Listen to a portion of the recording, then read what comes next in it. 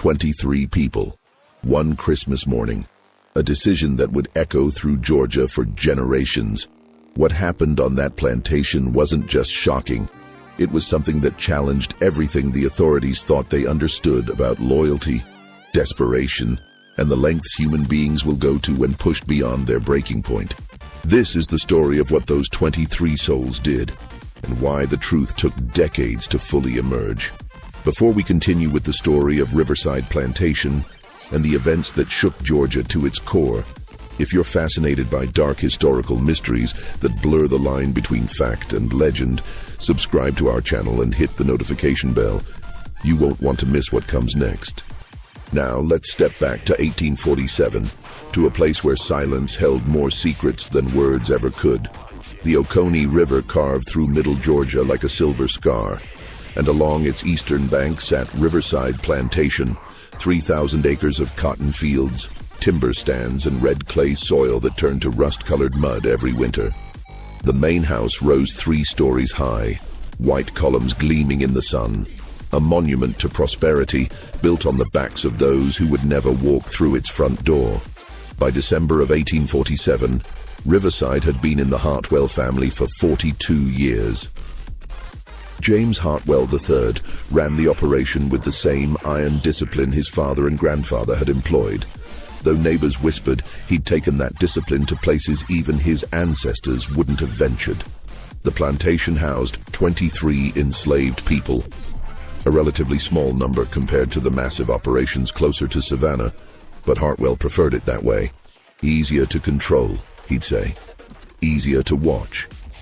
The enslaved community at Riverside lived in a row of cabins behind the main house, crude structures with gaps in the walls that let in winter wind and summer heat alike. Each cabin measured roughly 12 feet by 14 feet, housing anywhere from 3 to 6 people depending on family size. The floors were packed dirt that turned to mud when rain leaked through the poorly maintained roofs. A single fireplace in each cabin provided heat and cooking space, but wood was rationed, and during the coldest months, people huddled together under threadbare blankets, their breath visible in the frigid air. There was Samuel, the oldest at 56, who'd been born on the property and remembered James Hartwell II. His hands were gnarled from decades of cotton picking, his back permanently bent from years of stooping in the fields. But his mind remained sharp, and younger workers often sought his counsel on matters both practical and spiritual. Samuel had seen 3 generations of Hartwells, had watched the plantation grow from a modest operation to one of the more prosperous in the county, and he understood the family's patterns and vulnerabilities better than they understood themselves. Ruth worked in the main house, one of 3 people allowed inside the white columns and polished floors. She was 38 years old, light-skinned enough that rumors circulated about her parentage, rumors that were probably true, given James Hartwell II's well-known proclivities. Ruth saw things the field workers never did: the family arguments, the financial ledgers left open on desks, the letters from creditors that arrived with increasing frequency. She heard conversations through doorways, learned secrets that could be valuable if one knew how to use them. Her position gave her access, but it also isolated her from the cabin community, making her suspect to both the white family and her fellow enslaved workers. Thomas was barely 19, tall and strong, with eyes that held a simmering anger he'd learned to hide behind a mask of compliance. His mother, Dinah, had been sold 3 years earlier to settle a gambling debt of James Hartwell's. Thomas had watched her being loaded onto a wagon, had heard her screams as she was driven away, and something inside him had broken that day. He'd become quieter, more withdrawn, but those who knew him well could see the rage building beneath the surface like water behind a dam. There was also Esther, 42 years old, who served as the community's unofficial healer and midwife. She knew plants and roots, could ease pain and bring down fevers, had delivered most of the children born on the plantation in the last 20 years. Her knowledge made her valuable, but it also made Hartwell nervous. He didn't like things he couldn't understand or control, and Esther's abilities fell into both categories. Benjamin and Clara were a married couple in their early 30s, parents to 3 children ranging from 4 to 11 years old. Benjamin worked as a carpenter, skilled enough that Hartwell sometimes hired him out to neighboring plantations, keeping the wages for himself. Clara worked in the fields during planting and harvest seasons, in the main house kitchen during slower periods. They'd managed to maintain their family unit intact, a rare blessing in a system that routinely separated parents from children, husbands from wives. There was Moses, a quiet man of 40 who'd been purchased from a plantation in South Carolina 5 years earlier. He'd arrived with scars on his back that told a story he never spoke about, and a wariness in his eyes that suggested he'd seen the worst of what the system could do. He kept to himself, mostly, but he was strong and reliable, and the other workers had gradually accepted him into their community. Young Lily was 16, pretty in a way that made her vulnerable to unwanted attention. Her mother, Sarah, watched her constantly, trying to keep her safe from dangers that were all too real. Sarah herself was 34, worn down by years of field work and the constant anxiety of raising a daughter in a place where young women had no protection from the desires of white men. There was also Jacob, the blacksmith, whose skills made him indispensable. He was 50 years old, powerfully built despite his age, with hands that could shape iron and a mind that understood mechanics and engineering. The plantation's tools, the iron fittings on wagons and buildings, the horseshoes and hinges and countless other metal necessities, all came from Jacob's forge. Hartwell knew Jacob's value, which gave the blacksmith slightly more leverage than most, though that leverage was limited and dangerous to use. The other members of the community included Patience, Hannah, Daniel, Elijah, Rebecca, Nathan, Grace, Joseph, Martha, Abigail, and Caleb, each with their own stories, their own wounds, their own reasons for what would happen that Christmas morning. They ranged in age from 14 to 56, in skills from field hands to craftspeople, but they shared a common experience of life under James Hartwell's rule, and that shared experience would ultimately bind them together in an act that none of them could have undertaken alone. James Hartwell III was 41 years old in the winter of 1847, a man of medium height, with dark hair beginning to gray at the temples and pale blue eyes that seemed to look through people rather than at them. He'd inherited Riverside at age 23 when his father died of a stroke, and he'd run it with an efficiency that impressed his fellow planters even as it troubled some of them. Hartwell believed in discipline above all else, rigid schedules, harsh punishments for infractions, constant surveillance to prevent what he called idleness and insubordination. His wife, Margaret, was 36, a woman from a prominent Savannah family who'd married Hartwell when she was 18. She'd borne him 4 children, though 2 had died in infancy, leaving a son of 12 and a daughter of 9. Margaret was not a cruel woman by nature, but she'd been raised in a system that taught her to see enslaved people as property rather than human beings, and she'd never seriously questioned that teaching. She ran the household with quiet efficiency, managing the domestic workers and maintaining the social obligations expected of a plantation mistress. The overseer, a man named Dutch Keller, lived in a small house near the eastern edge of the property. Dutch was 35, originally from Pennsylvania, who'd come south seeking opportunities and found work managing enslaved labor. He was neither the cruelest nor the kindest overseer in the county. He did his job with a businesslike detachment that some found more unsettling than outright brutality. He carried a whip, but used it sparingly, preferring psychological intimidation and the threat of punishment to constant physical violence. But when he did use the whip, he used it effectively, and everyone on the plantation knew it. The winter of 1847 had been particularly harsh. An early frost in October had damaged part of the cotton crop, blackening the bolls before they could be fully harvested. The loss represented a significant financial blow to Hartwell, who'd borrowed heavily to expand his operations the previous year.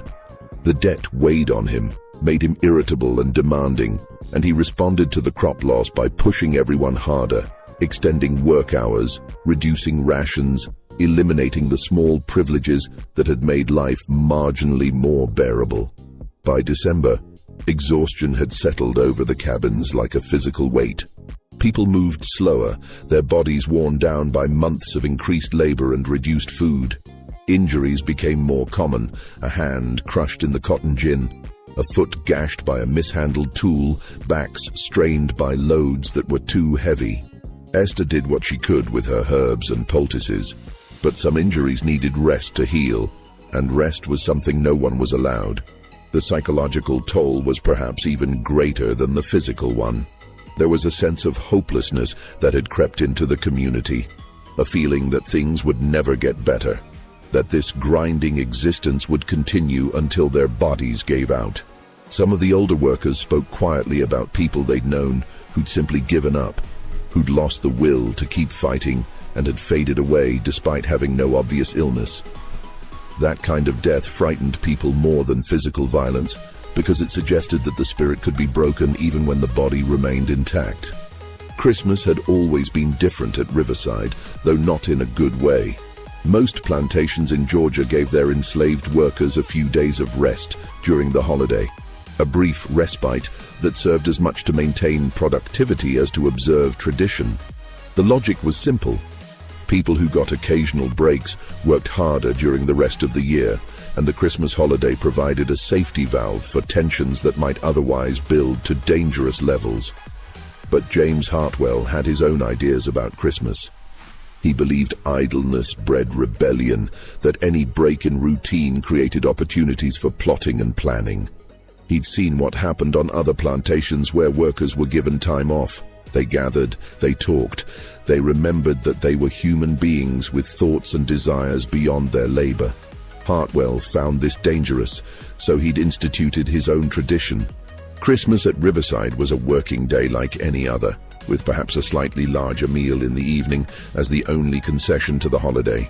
This policy had caused tension with his neighbors, some of whom thought he was being unnecessarily harsh. Even other slaveholders, men who had no moral qualms about the institution itself, thought Hartwell was pushing too hard, creating risks that weren't worth the marginal increase in productivity. But Hartwell dismissed their concerns. He knew his property, he'd say. He knew what was necessary to maintain control. On Christmas Eve of 1847, Hartwell made an announcement that would prove to be the final provocation. He assembled everyone in the yard between the cabins and the main house, all 23 enslaved workers, plus Dutch Keller and Margaret, who watched from the porch. The sun was setting, casting long shadows across the red clay, and the temperature was dropping rapidly as night approached. Hartwell stood on the porch steps, elevated above the assembled group, and spoke in a voice that carried clearly in the cold air. Tomorrow, he said, there would be no rest. Instead, they would begin clearing a new field on the eastern edge of the property, work that would require every able body from dawn until well past dark. The new field was necessary because of the crop loss, he explained. They needed to expand cultivation to make up for the shortfall, and the work needed to begin immediately to have the land ready for spring planting. He went on to detail the expectations. They would clear brush and small trees, remove rocks, begin the process of preparing the soil. It was hard work, the kind that would leave people exhausted and aching, and doing it in December's cold would make it even more difficult. But Hartwell was clear that he expected full effort from everyone, and that any shirking would be dealt with severely. When he finished, he went back inside without waiting for a response. There was never a response expected. The people in the yard stood silently for a moment, processing what they'd just heard, and then slowly dispersed to their cabins as darkness fell and the temperature continued to drop. That night, something shifted in the cabins. It wasn't a sudden change, not a dramatic moment of decision, but rather a gradual coalescing of individual frustrations into a collective understanding. People moved between cabins despite the cold, gathering in small groups, speaking in low voices that wouldn't carry to the main house or to Dutch Keller's residence. Samuel, who rarely spoke about the old days, began telling stories about his mother, about traditions she'd kept alive even in bondage. He talked about resistance, not the violent kind that led to hangings and brutal reprisals, but the quiet kind that preserved dignity and humanity in the face of dehumanization. He spoke about the importance of community, of standing together, of remembering that they were people, not property, regardless of what the law said. Ruth, who usually kept to herself, moved between the cabins with a purpose that others noticed but didn't question. She carried information, things she'd overheard in the main house, details about Hartwell's financial troubles, knowledge about the family's vulnerabilities. She didn't explicitly suggest what should be done with this information, but she made sure people knew it, understood the full picture of their situation. Thomas sat outside his cabin despite the cold, staring at the main house with an expression that made the older workers uneasy. His anger was palpable, barely contained, and there was concern that he might do something rash, something that would bring down violence on the entire community. But when people approached him, tried to talk him down, they found that his anger had crystallized into something colder and more calculated. He wasn't interested in violence, he told them. Violence would accomplish nothing except getting people killed. But there were other ways to resist, other ways to make Hartwell understand what he'd done. Esther moved through the cabins with her medicine bag, tending to injuries and illnesses, but also listening, observing, understanding the mood that was building. She'd seen this before, years ago on a different plantation, and she knew it could go in several directions, toward violence, toward despair, or toward something else. Something that required courage and coordination, and a willingness to risk everything for a chance at dignity. Benjamin and Clara gathered their children close, speaking to them in whispers about the importance of family, of staying together no matter what happened. The children didn't fully understand what was being discussed, but they sensed the tension, the feeling that something significant was about to occur. Moses, the quiet man from South Carolina, finally spoke about his past. He told about a plantation where he'd seen people pushed too far, where desperation had led to a violent uprising that had been crushed with overwhelming force. He'd survived that uprising, had the scars to prove it, and he wanted everyone to understand what happened when resistance turned violent. The authorities didn't distinguish between leaders and followers, between those who'd fought and those who'd simply been present. Everyone suffered. Everyone paid the price. If they were going to resist, he said, it had to be smart, had to be something that couldn't be easily crushed with guns and dogs and the full weight of the law. Jacob, the blacksmith, talked about leverage. He understood power dynamics, understood that Hartwell's control depended on their cooperation, their labor, their willingness to accept their assigned roles. What if they simply stopped cooperating? What if they refused to play their parts in the system? It would be dangerous, certainly, but it might also be effective in ways that violence could never be. The conversations continued through the night, moving from cabin to cabin, involving everyone in the community. There were disagreements, certainly. Some people thought any resistance was too dangerous, that they should simply endure as they'd always endured. Others wanted more dramatic action, wanted to strike back in ways that would hurt Hartwell as much as he'd hurt them. But gradually, through hours of discussion and debate, a consensus emerged. They would resist, but not with violence. They would make a stand, but not one that would give the authorities an excuse to destroy them. They would do something that had never been done before, something that would force Hartwell and everyone else to see them as human beings making a choice, not as property that had malfunctioned. The plan that emerged was simple in concept, but would require extraordinary courage and discipline to execute. On Christmas morning, when the bell rang to summon them to work, they would gather in the yard as usual. But then, instead of proceeding to the new field, they would simply stand there. They wouldn't work. They wouldn't speak. They wouldn't make demands or issue threats. They would just stand, silently, refusing to move, refusing to cooperate, forcing Hartwell to confront the reality that his control was an illusion that depended on their consent.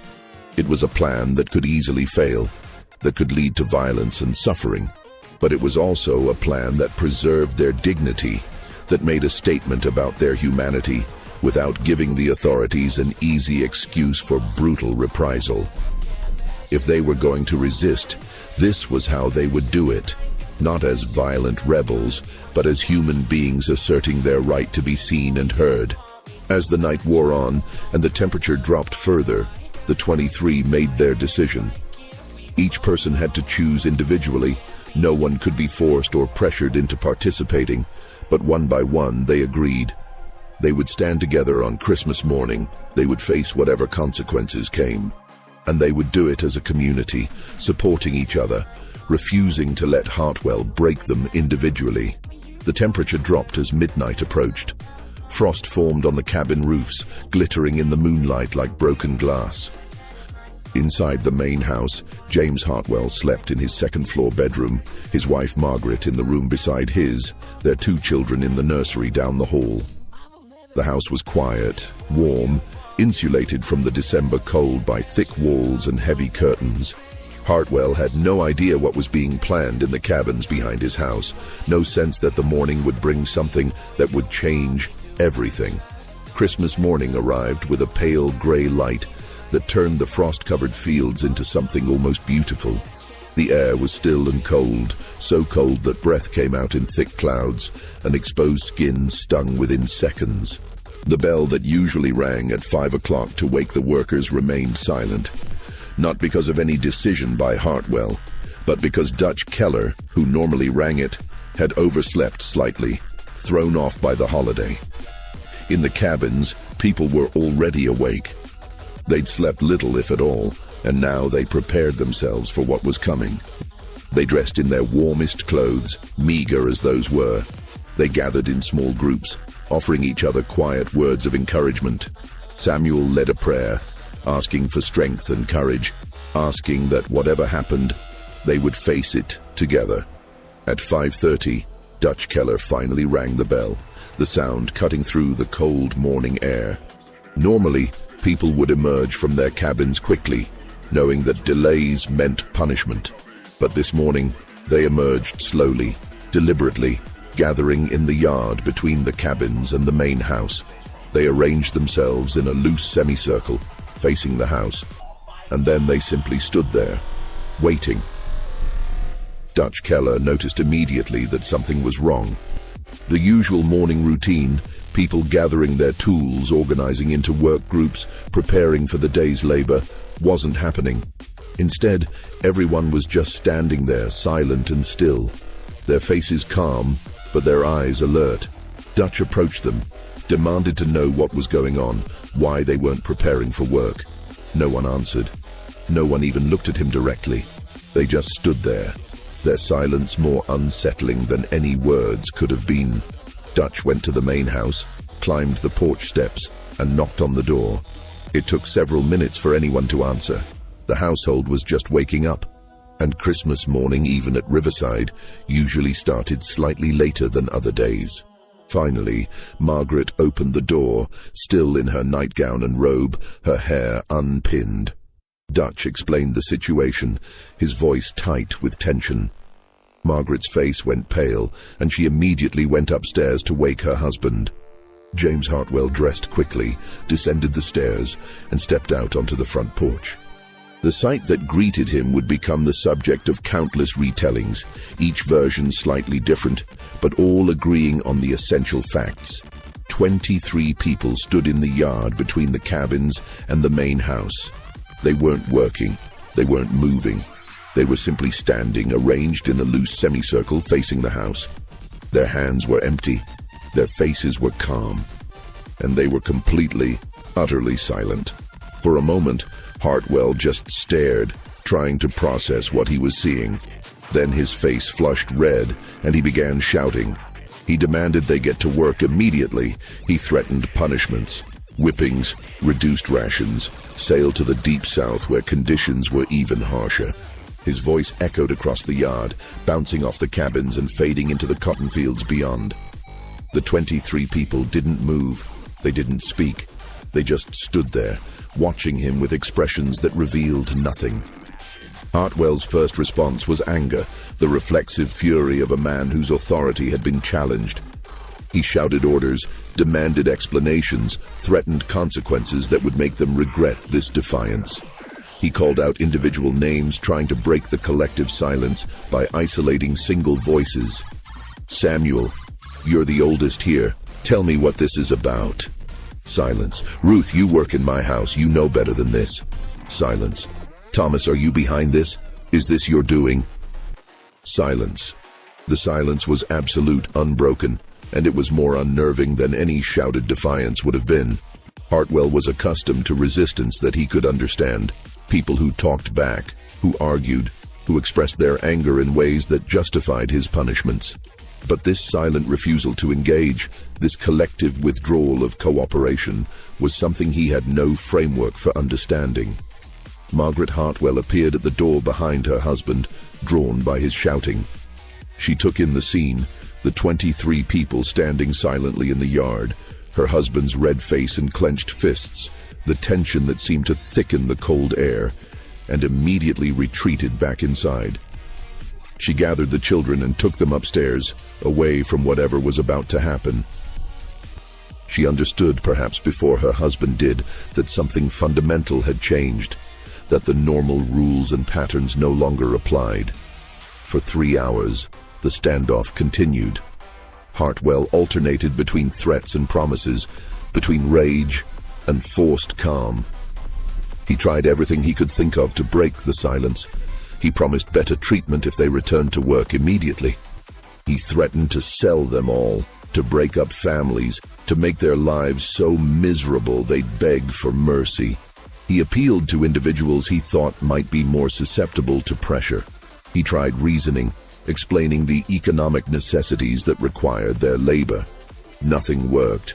The sun rose higher, burning off the frost, and still the 23 stood their ground. Dutch Keller stood on the porch beside Hartwell, his hand resting on the whip at his belt, but he made no move to use it.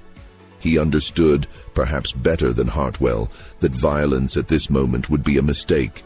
The group wasn't threatening anyone, wasn't destroying property, wasn't doing anything that clearly justified brutal reprisal. They were simply standing there, and attacking them for that would make Hartwell look like the aggressor, would create sympathy for them that might spread to other plantations. Around 9 o'clock, Hartwell sent Dutch to fetch the sheriff from the county seat. Dutch saddled a horse and rode hard, covering the 12 miles in less than an hour. Sheriff William Crawford was at home with his family, preparing for a Christmas meal, when Dutch arrived with news of the situation at Riverside.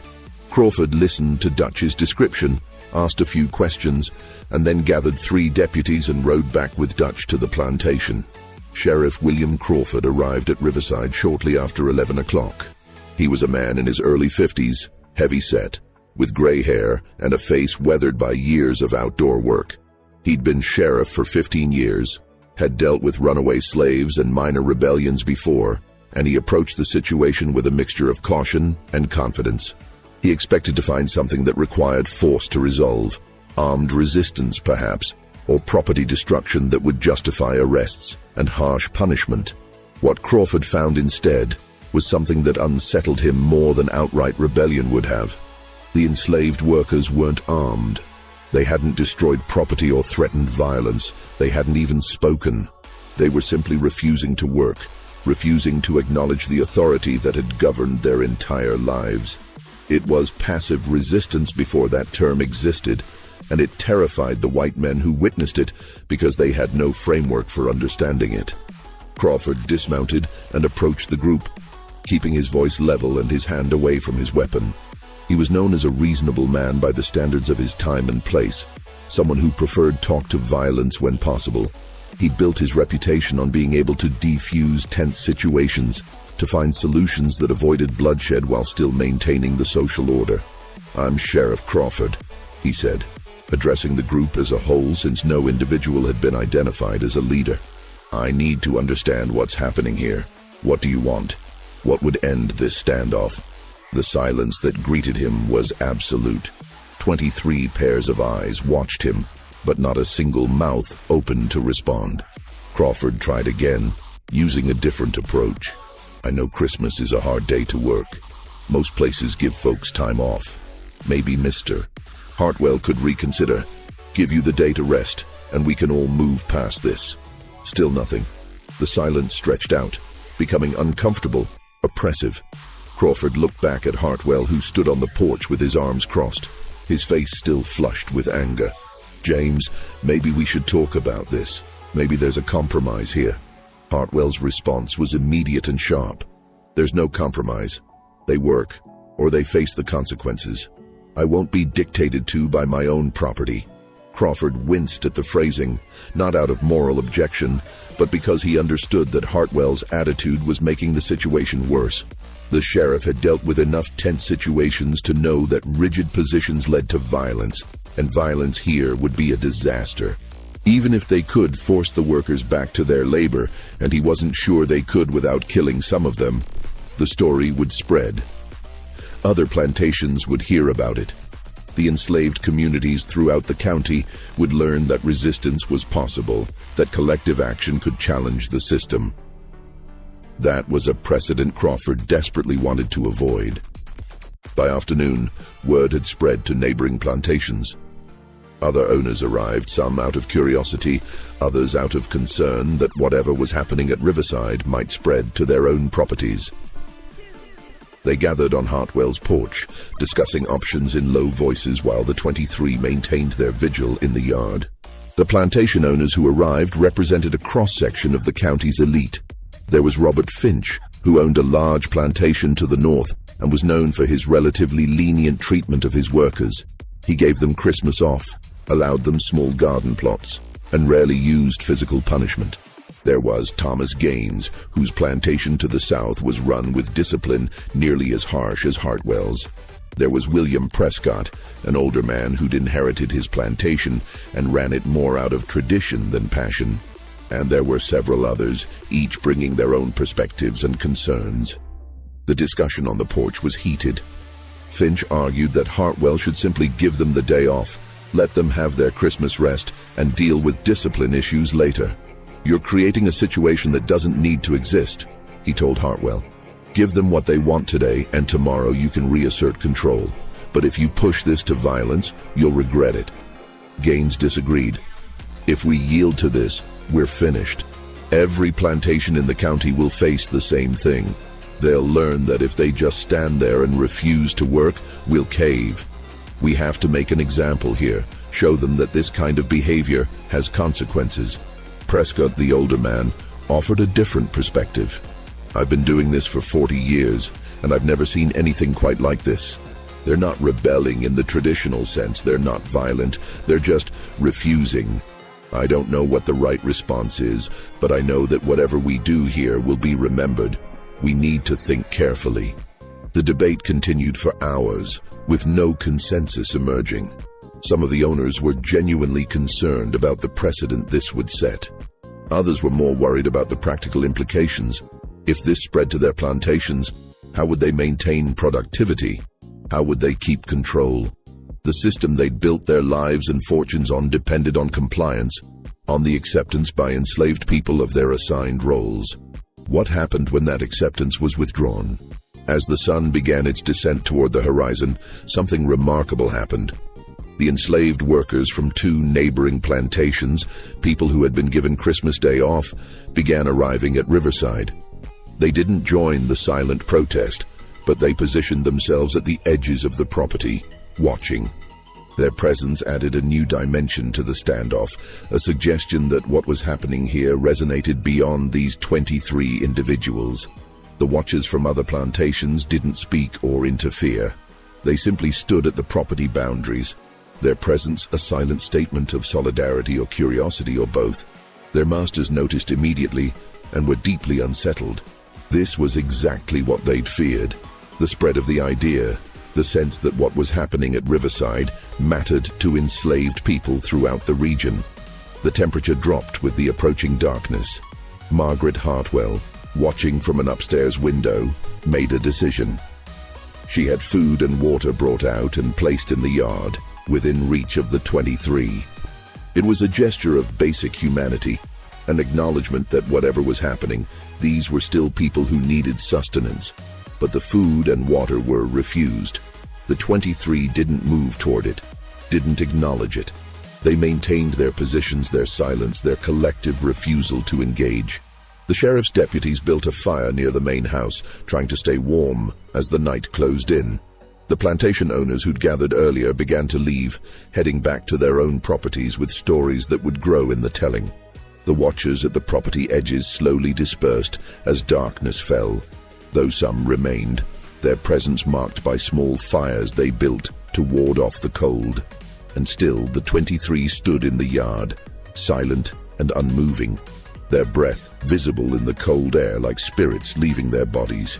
They'd been standing for more than 12 hours now, and the physical toll was evident. Some swayed slightly, fighting exhaustion. Others shifted their weight from foot to foot, trying to maintain circulation in the cold. But no one broke ranks. No one spoke. No one gave Hartwell the satisfaction of seeing them falter. Just when we thought we'd seen it all, the horror in Riverside intensifies. If this story is giving you chills, share this video with a friend who loves dark mysteries. Hit that like button to support our content. And don't forget to subscribe to never miss stories like this. Let's discover together what happens next. What happened next would be the source of the greatest controversy, the detail that would be argued over in courtrooms and newspapers for months to come. Around 7 o'clock, as full darkness settled over the plantation, James Hartwell made a decision. He went into his house, climbed to the second floor, and retrieved a rifle from his study. It was a well-maintained weapon, a hunting rifle he used for deer and other game, and he loaded it with practiced efficiency. When he returned to the porch, the rifle in his hands changed the atmosphere immediately. The deputies tensed. The few remaining plantation owners who'd stayed to see how this would resolve exchanged worried glances. Sheriff Crawford stepped forward, his hand raised in a calming gesture. "James, let's think about this. Let's not do anything we'll regret." Hartwell didn't respond to the sheriff. He raised the weapon, pointed it skyward, and fired a single shot into the air. The sound shattered the silence like glass breaking, echoing across the plantation and into the surrounding woods. Birds erupted from trees. The horses in the stable whinnied in alarm. And for a moment, everything froze.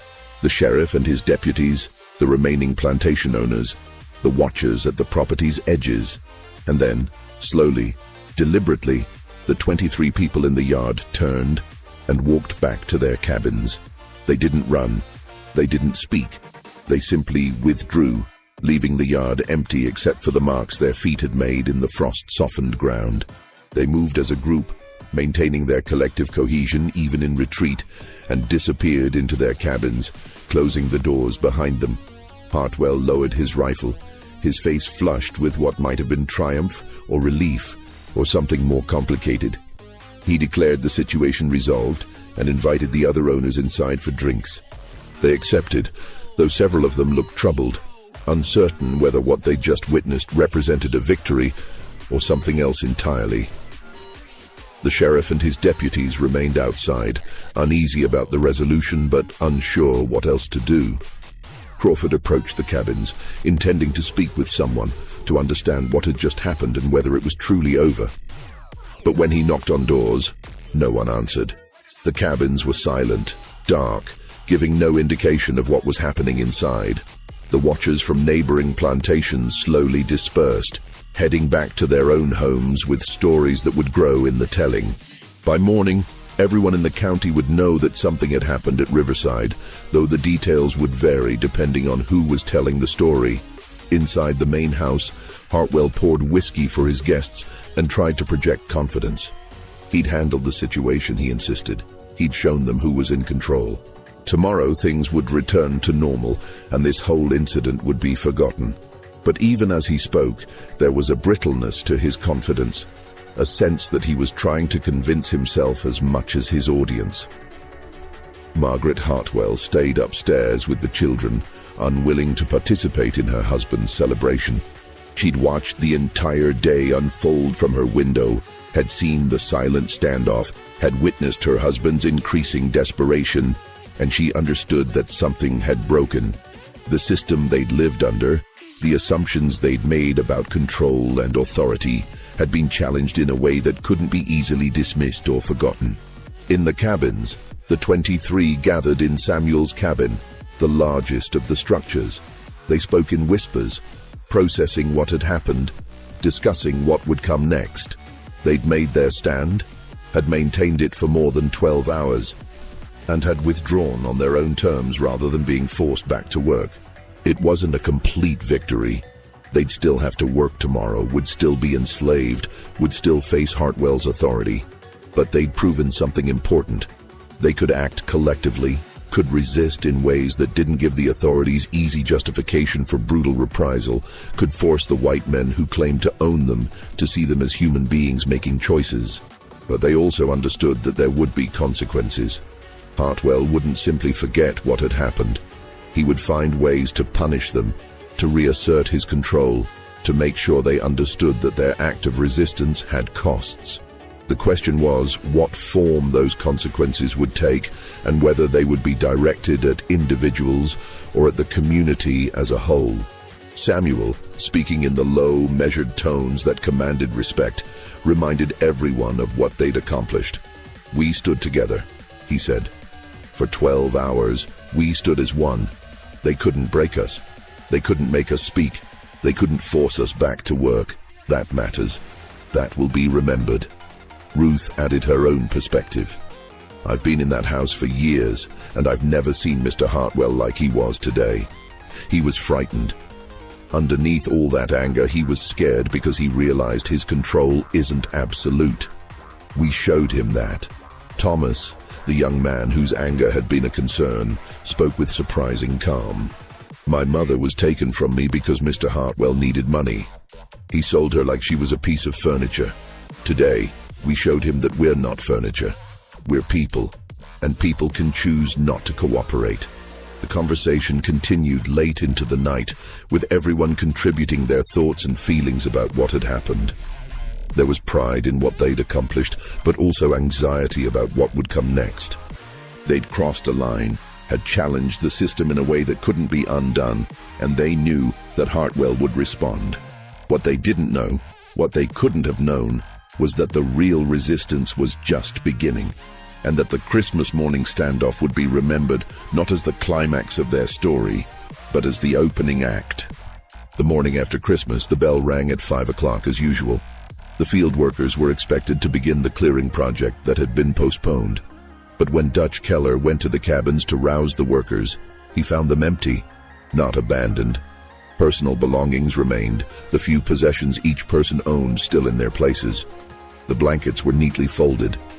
The small carved figures and precious items were arranged carefully on shelves, but the people themselves were gone. All 23 had vanished in the night.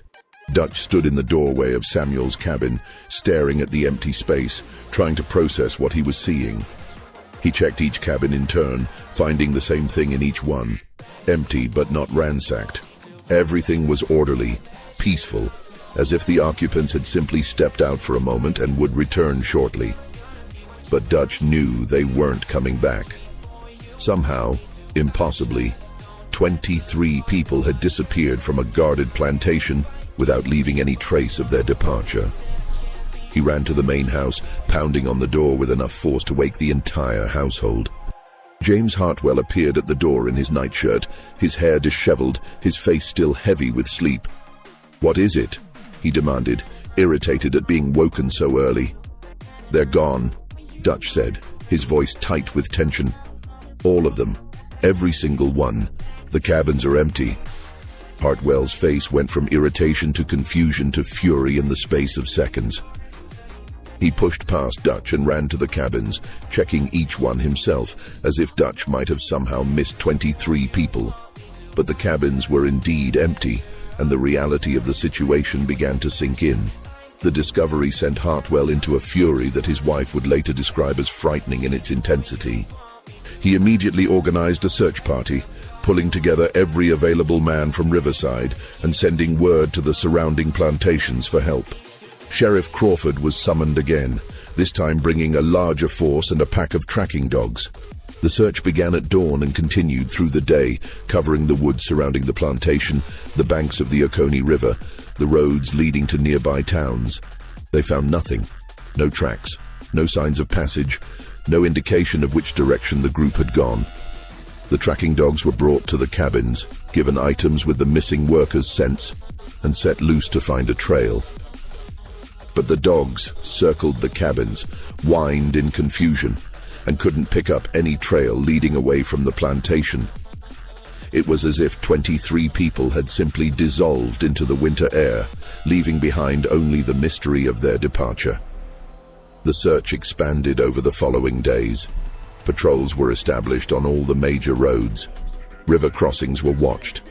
Notices were posted in towns throughout Middle Georgia, describing the missing workers and offering substantial rewards for information. Hartwell hired additional men to scour the countryside, convinced that a group that large couldn't simply disappear without leaving some trace. The descriptions in the notices were detailed. Samuel, 56 years old, bent back, graying hair. Ruth, 38, light-skinned, worked in the main house. Thomas, 19, tall and strong.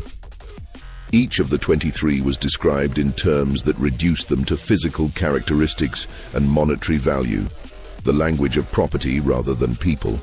The rewards offered were significant, enough money to tempt anyone who might have information. But weeks passed with no discoveries. The cabins at Riverside remained empty, their doors hanging open, their interiors slowly accumulating dust and dead leaves blown in by winter winds. The plantation's work continued with hired laborers and workers borrowed from neighboring properties.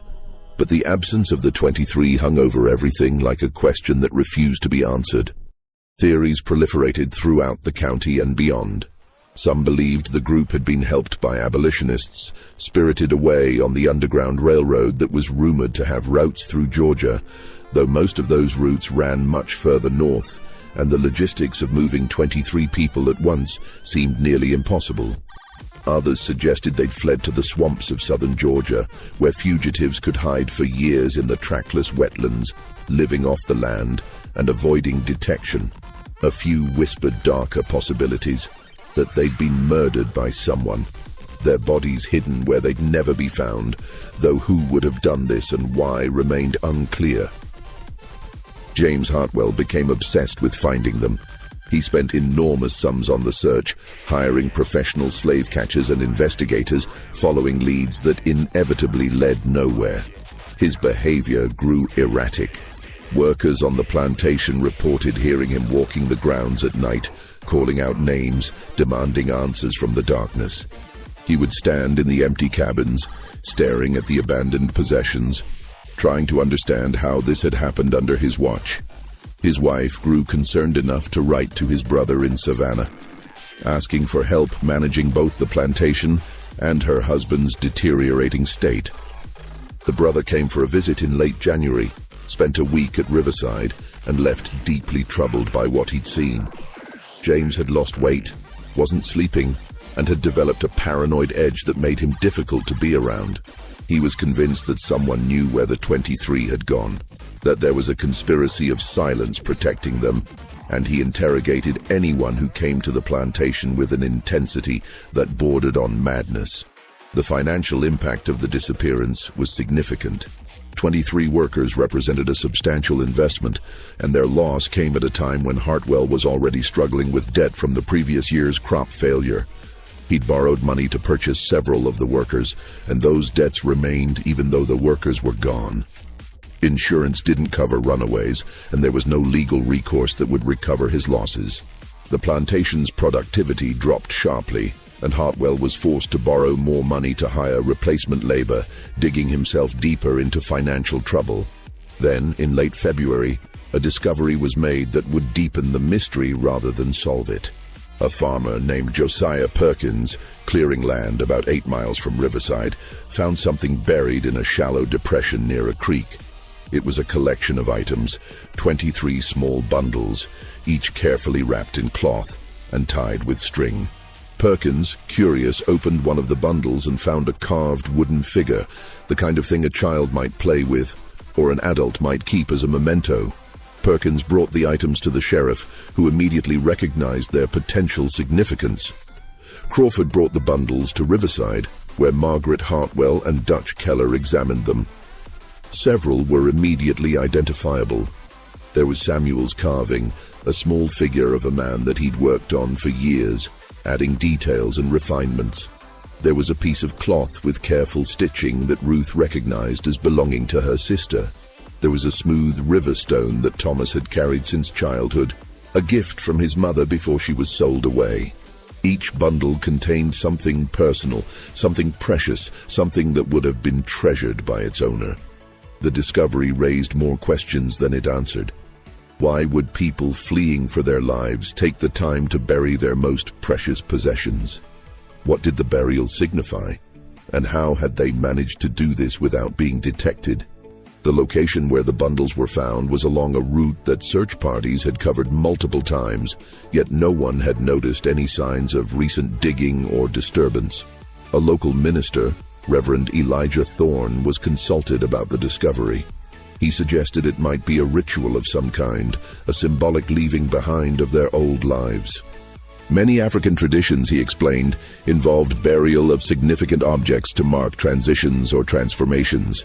Perhaps the 23 had performed such a ritual before fleeing, marking their departure from slavery and their journey toward freedom. But that explanation satisfied no one. If they were starting new lives elsewhere, why not take these items with them? These were their most precious possessions, the things that connected them to their past, to their families, to their identities. Why bury them in a random location miles from the plantation? And why bury them together in a single cache, rather than each person disposing of their own items? Hartwell became fixated on the burial site. He visited it repeatedly, sometimes spending hours there, staring at the ground as if it might yield up its secrets through sheer force of will. He had the area excavated more thoroughly, hoping to find additional clues, but nothing else was discovered. The bundles remained the only physical evidence of where the 23 had gone and what they'd done after leaving Riverside. Spring arrived, bringing its own demands and distractions.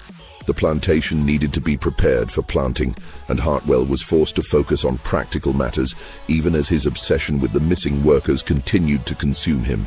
He hired more workers, both enslaved people purchased from other plantations and free laborers who needed work. But the new workers were uneasy at Riverside, sensing something wrong in the empty cabins and their employers' erratic behavior. In May, there was a potential breakthrough. A traveling merchant passing through the county claimed to have seen a group matching the description of the missing workers in Tennessee, working on a farm owned by a Quaker family known for their abolitionist sympathies. Hartwell immediately traveled to Tennessee, bringing Sheriff Crawford and 2 deputies with him. They found the farm, found workers there who'd clearly escaped from slavery, but none of them were from Riverside. The merchant, it turned out, had been mistaken, or had been seeking the reward money with false information. The failed trip to Tennessee seemed to break something in Hartwell. He returned to Riverside more withdrawn, less vocal about his determination to find the missing workers. He continued the plantation's operations, but with a mechanical efficiency that suggested he was going through the motions rather than truly engaging with the work. Margaret noticed the change and was relieved by it, hoping that her husband was finally accepting the loss and moving on. But she also noticed that he still walked the grounds at night, still stood in the empty cabins, still seemed to be waiting for something. Summer passed, then fall. The cotton crop that year was mediocre. Not a disaster, but not profitable enough to significantly reduce Hartwell's debts. He sold off some land to raise cash, reducing the plantation's size for the first time in 3 generations. Neighbors noticed the decline and whispered about it, some with sympathy, others with a satisfaction that came from seeing a proud man brought low. In August, a traveling preacher passing through the area claimed to have information about the missing workers. He said he'd encountered a group matching their description in Alabama, working on a plantation owned by a man who asked no questions about where his workers came from. Hartwell paid the preacher for the information and sent Dutch Keller to investigate. Dutch traveled to Alabama, found the plantation, but once again none of the workers there were from Riverside. The pattern repeated itself over the following months. Someone would claim to have seen the missing workers. Hartwell would pay for the information or send someone to investigate, and the lead would prove false. Each disappointment took a toll, wearing away at Hartwell's health and sanity. By the winter of 1848, a year after the Christmas morning standoff, he was a shadow of the man he'd been. He'd lost weight, his hair had gone almost completely gray, and he moved with the careful deliberation of someone much older than his 42 years. The years passed. The Civil War came and went, bringing its own upheavals and transformations. Riverside Plantation survived the war, but never fully recovered its antebellum prosperity. The Emancipation Proclamation and the Union victory ended slavery, transforming the entire economic and social system that plantations had been built on. James Hartwell died in 1869 at the age of 63, his obsession with the missing 23 unresolved. His death certificate listed the cause as heart failure, but those who'd known him in his final years understood that he'd been dying slowly for over 20 years, consumed by the mystery he couldn't solve. His wife sold the property and moved to Atlanta, wanting to escape the memories that haunted every corner of the land.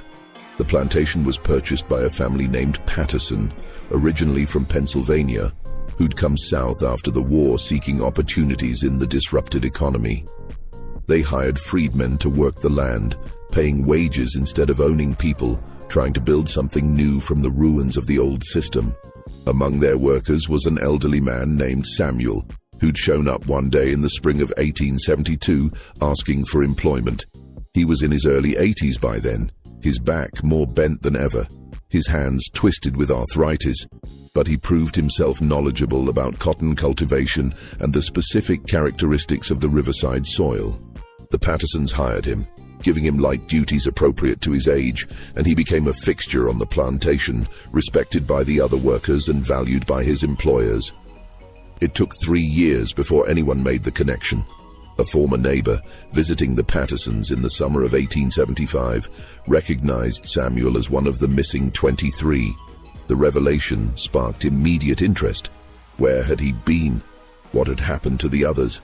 How had they managed to disappear so completely? Samuel, now in his mid-80s, agreed to tell his story, but only on his own terms. He gathered a small group, the Pattersons, a lawyer from the county seat named Marcus Brennan, and a journalist from Atlanta named Henry Whitfield, who'd heard about the case and traveled to Riverside to investigate. On a cold December evening in 1875, exactly 28 years after the Christmas morning standoff, Samuel finally broke his silence. They met in the main house at Riverside, in the same room where James Hartwell had once entertained the plantation owners who'd come to witness the standoff. Samuel sat in a comfortable chair by the fireplace, a blanket over his legs, and began to speak in a voice that was quiet but clear, telling a story that would challenge everything people thought they understood about the disappearance. What Samuel revealed that night would become one of the most remarkable stories of resistance in American history. The 23 hadn't fled to the north. They hadn't been murdered or hidden in the swamps. They'd been at Riverside the entire time. The plantation, Samuel explained, had something most people didn't know about, a network of old storage cellars and tunnels beneath the main house and several of the outbuildings.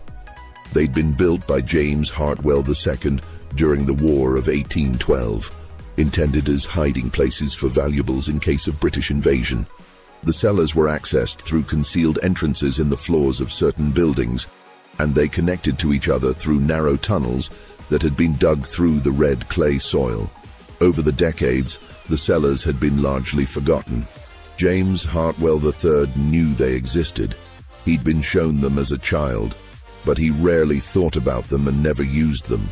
New construction and accumulated debris had concealed some of the entrances, and the cellars had become just another forgotten feature of an old plantation. But Samuel had known about them. His mother, who'd worked in the main house during James Hartwell II's time, had shown him the cellars when he was a boy. She'd explained that they were secret places, that knowledge of them should be kept within the enslaved community, passed down carefully from generation to generation. Samuel had kept that knowledge, had shown the cellars to a few trusted people over the years, and had always understood that they might someday be useful. On Christmas night, after Hartwell fired his rifle and everyone retreated to the cabins, the 23 had gathered in the darkness and made their decision. They would disappear, but not by fleeing. They would hide beneath the plantation itself, living in the cellars and tunnels, and they would watch what happened when James Hartwell realized his property had vanished. They'd been preparing for weeks, Samuel explained.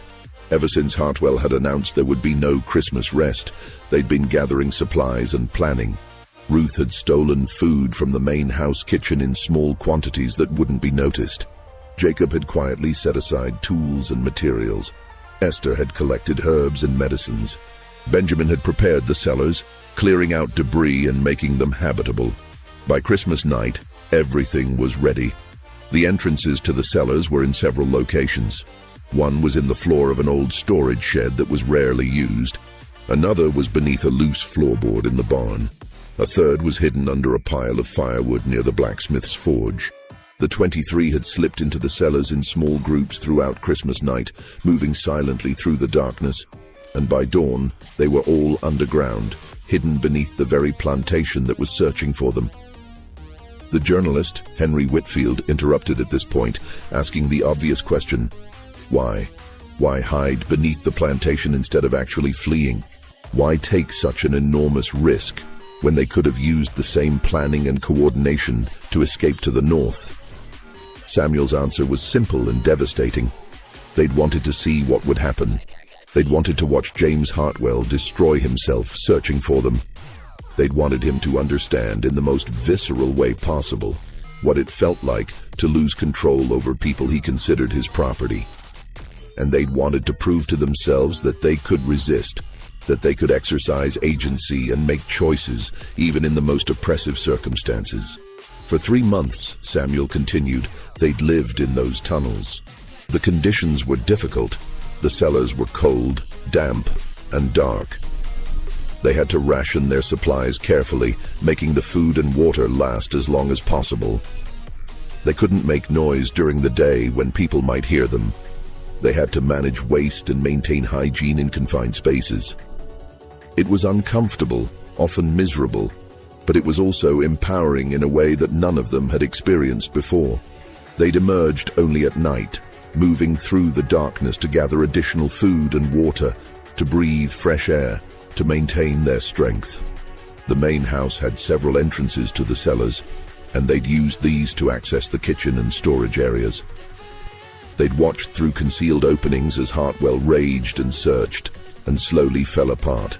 They'd listened to his nighttime wanderings, his shouted demands for answers, and they'd felt something that had been denied to them their entire lives: power. Ruth had been particularly valuable during this time, Samuel explained. Her knowledge of the main house, her understanding of the family's routines, had allowed them to move through the building without being detected. She'd known which floorboards creaked, which doors were kept locked, which rooms were used at which times. She'd guided others through the house at night, showing them how to take what they needed without leaving obvious traces. The buried items, Samuel explained, had been a message, a way of saying they'd left their old lives behind without actually leaving the land. It was symbolic and practical at once, a ritual that marked their transformation from property to people making their own choices.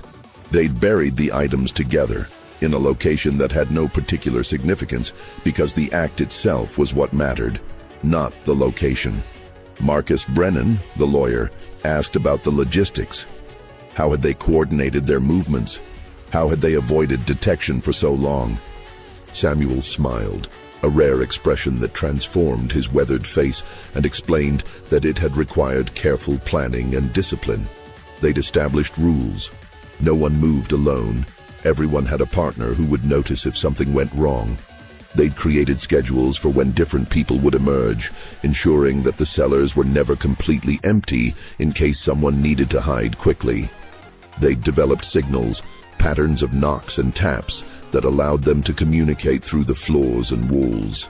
The most dangerous moments, Samuel said, had come when search parties had walked directly over their hiding places.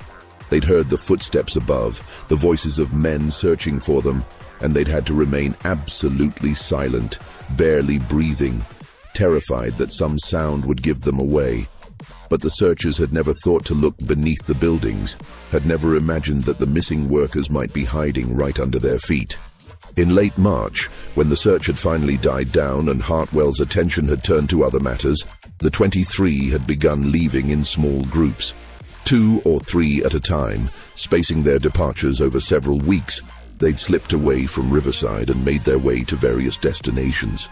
Some had gone north, using the underground railroad routes that did exist, though they were dangerous and uncertain.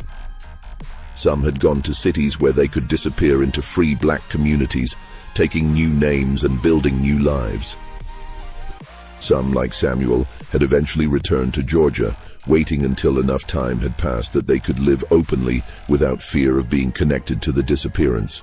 Henry Whitfield asked about the others. Where were they now? Were they still alive? Samuel's expression became guarded. He wouldn't reveal that information, he said. Some secrets needed to be kept. Some people deserved to live their lives without being defined by what they'd done on one Christmas morning in 1847. He'd agreed to tell his own story because he was old, because the people who might have punished him were dead, and because he wanted the truth to be known. But he wouldn't betray the others, wouldn't expose them to potential consequences even decades after the fact. The story Samuel told that night was published in the Atlanta Constitution in January of 1876. It caused a sensation, not just in Georgia, but throughout the South and North. Some people called it a hoax, insisting that Samuel was lying or confused, that the story was too incredible to be true. Others saw it as a powerful symbol of resistance, a demonstration that enslaved people had found ways to fight back that went beyond the violent rebellions that had terrified white Southerners for generations. Investigators were sent to Riverside to verify Samuel's claims about the tunnels. They found them exactly as he'd described, a network of underground spaces beneath the main house and outbuildings, with concealed entrances that had been carefully maintained despite their supposed abandonment. Evidence of recent habitation was found.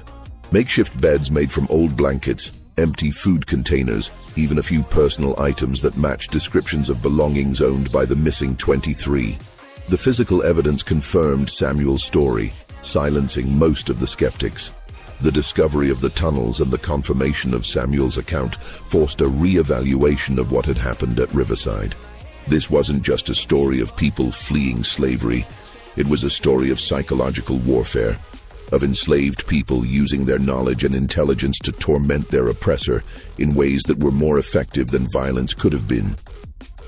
They turned Hartwell's own property against him, had hidden in the very foundations of his power, and had watched as he destroyed himself trying to find them.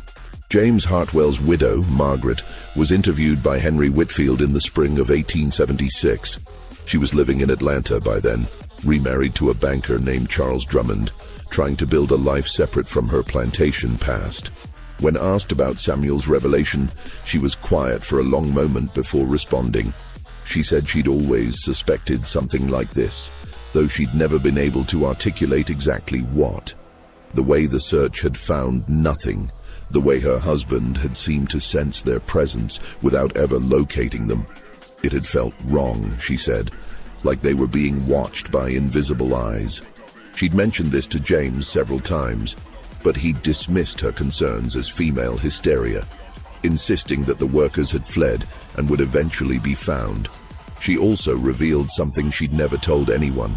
On several occasions during those 3 months, she'd found small things moved in the main house. A book placed differently on a shelf, a curtain tied back that she was certain had been closed, food missing from the kitchen in quantities too small to be noticed unless you were paying close attention. At the time, she'd attributed it to her own distraction or to servants being careless. Now, she understood that the 23 had been moving through the house at night, taking what they needed, leaving traces of their presence that only someone looking for them would notice. Margaret also spoke about her husband's decline. The obsession with finding the missing workers had consumed him, she said, had taken over his life in ways that destroyed his health and his relationships. He'd become paranoid, suspicious of everyone, convinced that people were lying to him or hiding information. He'd spent enormous sums on the search, had neglected the plantation's operations, had driven away friends and family with his erratic behavior. By the time he died, he was isolated and broken, a man who'd been defeated not by violence, but by his own inability to accept that his control had been an illusion. The revelation of what happened at Riverside had ripple effects throughout Georgia and beyond. It became a story told in different communities with different emphases. In black communities, it was a tale of clever resistance, of people using their knowledge and patience to strike back at their oppressors in a way that caused no physical violence, but inflicted deep psychological wounds. In white communities, it was often told as a cautionary tale about the dangers of being too harsh, of pushing people to the point where they'd risk everything for even a small measure of control over their own lives. Historians and scholars would later debate the broader significance of the Riverside incident. Some saw it as an isolated event, unique to the specific circumstances of that plantation and those 23 individuals. Others argued it represented a form of resistance that was probably more common than historical records suggested. Quiet, strategic actions that left few traces but had profound effects on the people involved. Samuel lived another 9 years after revealing his story, working at Riverside until his death in 1884, at the age of 93. He was buried in a small cemetery near the plantation, his grave marked with a simple stone that bore his name, his dates, and a single line. He stood his ground. At his funeral, attended by both black and white members of the community, several people spoke about his courage, not just in participating in the Christmas morning standoff and the months of hiding that followed, but in choosing to return to the place where it had happened and live out his final years on land that held so many painful memories. In the decades that followed, Riverside Plantation changed hands several times. The tunnels beneath the buildings were eventually sealed in the 1890s, deemed unsafe and unnecessary. The main house was renovated, modernized, stripped of many of its original features. By the early 20th century, few visible traces remained of what had happened there in 1847 and 1848. But the story persisted. It was passed down through families both black and white, each generation adding their own interpretations and emphasis. Some versions focused on the cleverness of the plan, the way the 23 had used their knowledge of the plantation to hide in plain sight. Others emphasized the psychological warfare aspect, the way they'd used Hartwell's own obsession against him, watching as he destroyed himself, searching for them. Still others saw it as a spiritual story, a demonstration of faith and community that transcended the physical circumstances of bondage. In 1947, on the 100th anniversary of the Christmas morning standoff, a small ceremony was held at Riverside. Descendants of both the enslaved workers and the Hartwell family attended, a gathering that would have been impossible just decades earlier. A marker was placed near the site of the old cabins, commemorating the 23 and their act of resistance. The inscription was simple. They stood their ground and found their freedom. December 25th, 1847. The marker still stands today, though the plantation itself has been subdivided and developed. Houses now occupy the land where cotton once grew. The main house, renovated and expanded multiple times, serves as a private residence. The tunnels beneath it remain sealed, their entrances hidden behind modern foundations and landscaping. But people still visit the marker, still tell the story, still debate what it means and what lessons it holds.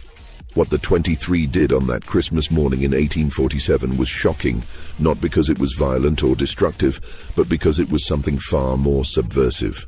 It was a demonstration that enslaved people could exercise agency, could make choices, could resist in ways that didn't fit the narratives of either docile submission or violent rebellion that dominated discussions of slavery. They didn't attack their master. They didn't destroy his property. They simply refused to work, refused to speak, and then disappeared in a way that tormented him far more effectively than any physical assault could have. The psychological impact on James Hartwell was profound and lasting. According to family letters preserved in the Georgia Historical Society, he never fully recovered from the experience. He became paranoid, suspicious of everyone around him, convinced that other workers on the plantation knew more than they were saying. His health deteriorated. His business judgment suffered. The plantation that had been profitable under his father and grandfather struggled under his increasingly erratic management. He died relatively young, at 63, worn down by years of obsession and frustration. But perhaps the most significant impact was on the other enslaved people in the region. Word of what happened at Riverside spread quickly, carried by the informal networks that connected enslaved communities across the South. The story was told and retold, adapted and embellished, but always carrying the same core message. Resistance was possible, even in the most oppressive circumstances. You didn't have to accept your condition as inevitable. You could find ways to fight back that used intelligence and patience instead of violence. There's no way to know how many other acts of resistance were inspired by the Riverside incident. The nature of such resistance, quiet, strategic, often invisible to those in power, means it rarely left historical records. But scholars who study slavery have found hints and suggestions in plantation records, in letters, in court documents. Unexplained disappearances, work slowdowns with no clear cause, masters complaining about a sense of unease among their workers, a feeling that something was happening beneath the surface that they couldn't quite identify. The story of Riverside also challenges common assumptions about what resistance looked like under slavery. Popular imagination often focuses on dramatic rebellions like Nat Turner's or escapes to the north via the Underground Railroad. These were real and important, but they were also rare and extremely dangerous. The vast majority of enslaved people never had the opportunity to participate in such dramatic acts. What they could do was find smaller ways to resist, to maintain their humanity and dignity in a system designed to strip both away. The Christmas morning standoff and the months of hiding that followed represented one such act. A carefully planned demonstration that required coordination, courage, and an understanding of psychology that would have impressed trained strategists. The decision to hide beneath the plantation rather than flee was brilliant in its simplicity. It allowed them to maintain their resistance for months rather than days, to watch the effects of their actions, to feel a sense of control that had been denied to them their entire lives. Samuel's decision to eventually reveal the truth was also significant. By 1875, when he told his story, the Civil War had ended slavery, and Reconstruction had attempted to reshape Southern society. The political and social landscape had changed enough that he could speak without fear of being returned to bondage. But his revelation served another purpose. It ensured that what the 23 had done wouldn't be forgotten, wouldn't be reduced to just another mysterious disappearance in the historical record. The journalist who interviewed Samuel and published his story noted that the old man seemed at peace with his past. He'd lived through slavery, had participated in an extraordinary act of resistance, had survived to see freedom, and had chosen to return to the place where his resistance had occurred. When asked if he had any regrets, Samuel reportedly said no. Every moment in those tunnels, every night of cold and discomfort, every risk they'd taken, it had all been worth it to see James Hartwell's face that Christmas morning, to watch him realize that his control was an illusion, that the people he thought he owned had wills and minds and courage he'd never imagined. This mystery shows us that the most powerful acts of resistance aren't always the loudest or most violent. Sometimes they're the quiet demonstrations of will that force those in power to confront the humanity they've tried to deny. What do you think of this story? Do you believe everything was revealed? Or do you think there are still secrets buried at Riverside? Leave your comment below.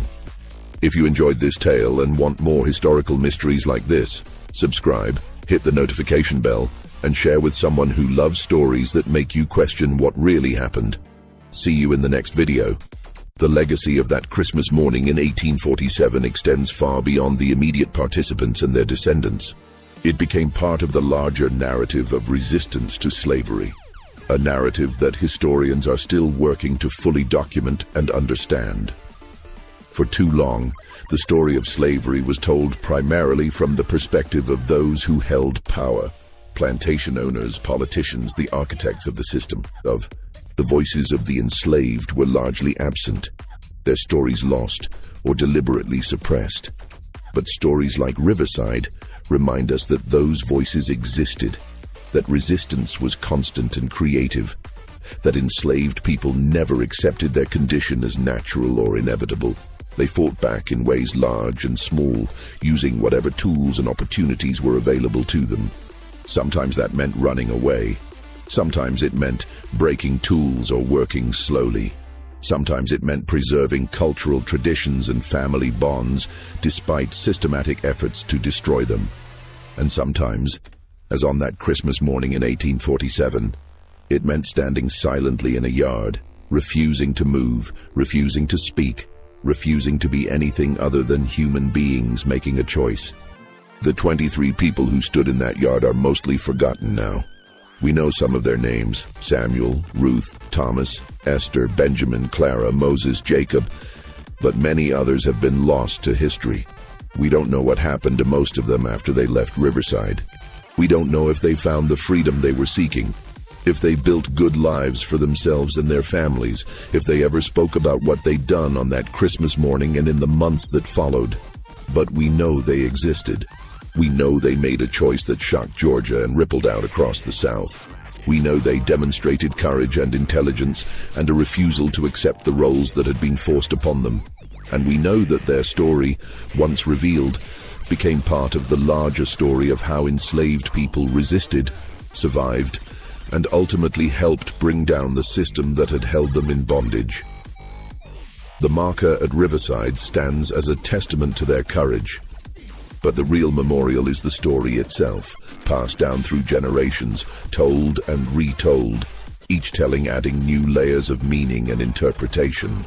It's a story that reminds us that history is more complex than we often acknowledge, that the people we've been taught to see as powerless often found ways to exercise power, and that the most shocking acts are sometimes the ones that use patience and intelligence instead of violence. What 23 enslaved people did on Christmas morning in 1847 shocked Georgia because it revealed a truth that those in power didn't want to acknowledge. That enslaved people were thinking, planning, strategizing human beings who could outsmart their masters and resist their oppression in ways that were both subtle and devastating. They didn't need weapons or violence. They just needed courage, coordination, and a deep understanding of the psychology of those who claimed to own them. And in the end, they won. Not in the sense of overthrowing the system, that would take a war and decades of struggle, but in the sense that they proved to themselves and to others that resistance was possible, that they had agency, that they were more than the property their masters claimed them to be. They stood their ground on Christmas morning, disappeared into the tunnels beneath their oppressors' feet, and in doing so, they found a freedom that went beyond physical escape. They found the freedom that comes from making your own choices, from refusing to accept someone else's definition of who and what you are, from demonstrating that the human spirit cannot be owned no matter what the law says. That's what shocked Georgia. Not violence or destruction, but the quiet demonstration that enslaved people were human beings with wills of their own, capable of resistance that was strategic, patient, and ultimately more powerful than any rebellion could have been. The 23 showed that you didn't have to accept your oppression, that you could find ways to fight back even in the most impossible circumstances, and that sometimes the most effective resistance is the kind that makes your oppressor question everything they thought they knew about power and control. Their story deserves to be remembered, not just as a historical curiosity, but as a testament to human resilience and the unbreakable will to be free.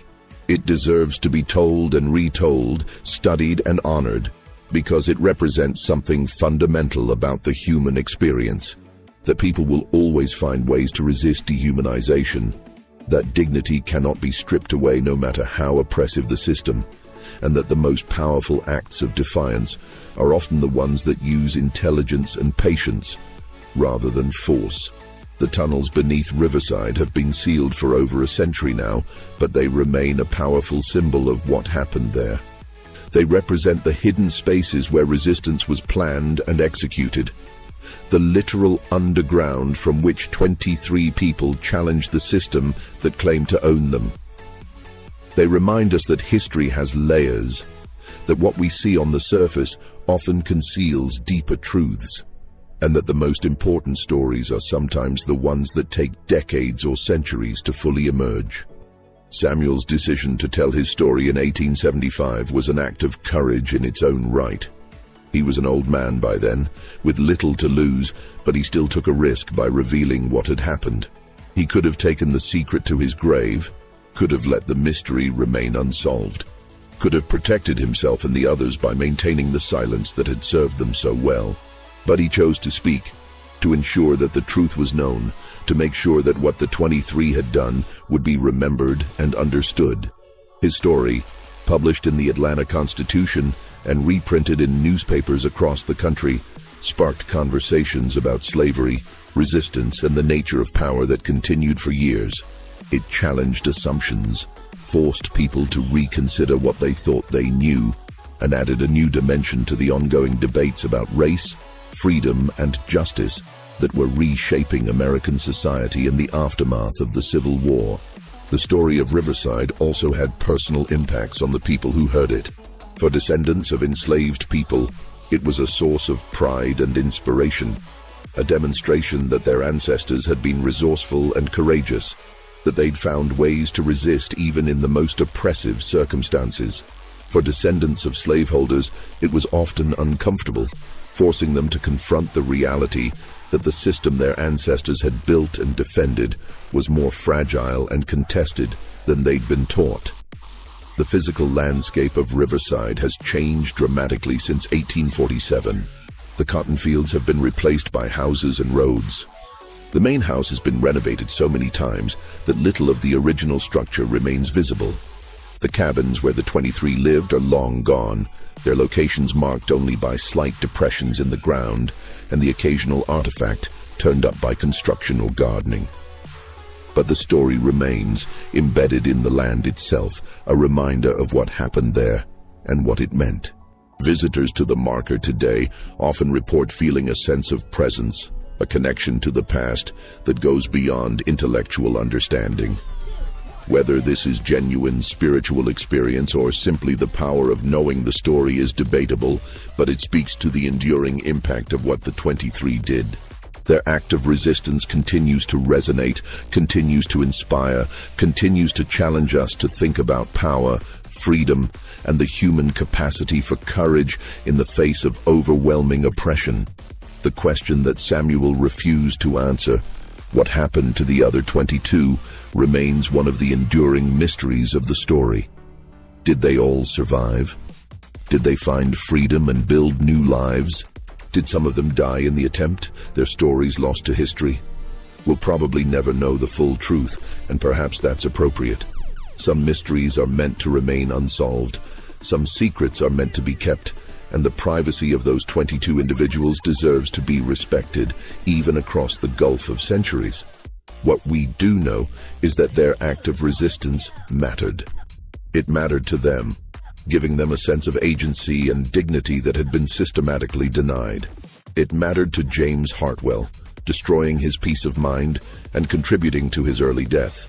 It mattered to other enslaved people who heard the story and drew inspiration from it. And it matters to us today as we continue to grapple with the legacy of slavery and the ongoing struggle for justice and equality. The story of what 23 enslaved people did on Christmas morning in 1847 is ultimately a story about the power of collective action, the importance of strategic thinking, and the indomitable nature of the human spirit. It's a story that deserves to be remembered, studied, and honored as part of the larger narrative of American history. It's a story that challenges us to look beyond simple narratives of oppression and resistance, to understand the complexity and creativity of how people fought back against dehumanization.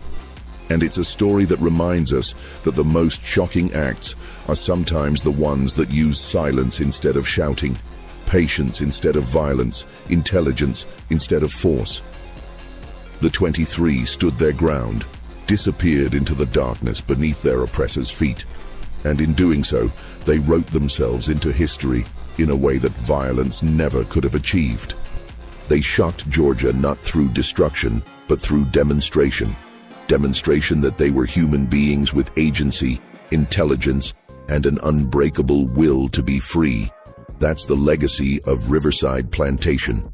That's what happened on Christmas morning in 1847, and that's why nearly 2 centuries later we're still telling their story.